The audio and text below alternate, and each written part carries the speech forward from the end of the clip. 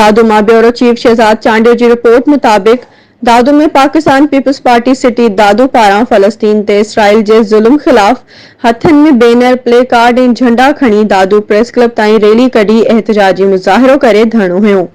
Israel फलस्तीनी मुसलमाननि जो नाहक खून वहाए मुसलमाननि जे पहिरें क़िबले बैतुल मुक़द्दस ते क़ाबिज़ आहे, जंहिं सबब सॼी दुनिया समेत पाकिस्तान जे मुसलमाननि में बि कावड़ जी लहर आहे।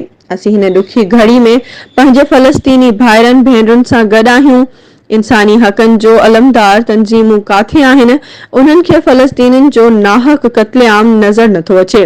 पाकिस्तान हुकूमत इसराइल सां जंग जो ऐलान करे पाकिस्तान जा मुसलमान गॾु आहिनि।